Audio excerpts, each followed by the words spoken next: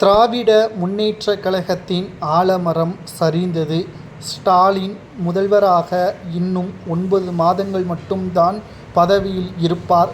அதனைத் தொடர்ந்து 2026 மே மாதம் ராஜினாமா கடிதத்தை ஆளுநர் RN ரவி அவர்களிடம் கொடுப்பார். தமிழகத்தில் சட்ட ஒழுங்கு மிக மிக மோசமாகவும், தமிழகத்தில் பாதுகாப்பு இல்லாத ஒரு நிலைமையும் இருக்கிறது என்றால் அதற்கு தகுதியற்ற ஆட்சிதான் காரணம்.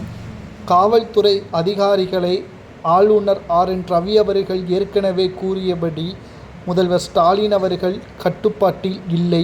ஏனென்றால் திமுகவின் நிர்வாகிகள் தங்களுடைய அதிகாரத்தை பயன்படுத்தி காவல்துறை அதிகாரிகளை கைக்குள் வைத்துக்கொண்டு வேலையாட்களாகவும் தங்களுக்கு காரியம் ஆக வேண்டும் என்பதற்காக அவர்கள் மூலமாக அதை செய்து கொண்டிருக்கிறார்கள் என்றும் எடப்பாடி பழனிசாமியும் இதை கூறியிருந்தார்.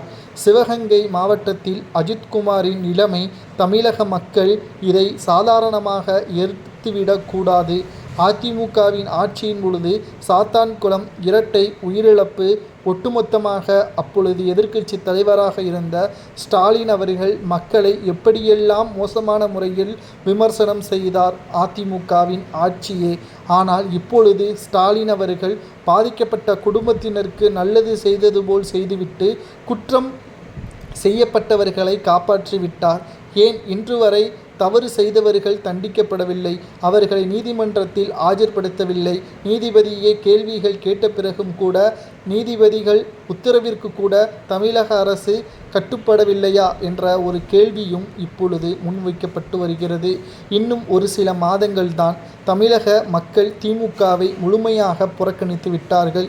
கலைஞர் மகன் நிச்சயமாக நல்லது செய்வார். அதாவது தந்தை போல் இல்லாமல் மகன் 10 ஆண்டு காலம் ஆட்சி அமைக்க முடியாத நிலைமை ஏற்பட்டது. மீண்டும் இது போன்ற நிலைமை தமிழக மக்களுக்கு துரோகம் செய்ய மாட்டார் என்று மக்களும் சிறுபான்மையினர்களும் அதிக அளவில் அதிமுகவிற்கு ஓட்டுக்களை செலுத்தாமல் திமுகவிற்கு ஓட்டுக்களை செலுத்தி அரியணையில் அமர்த்தினார்கள்.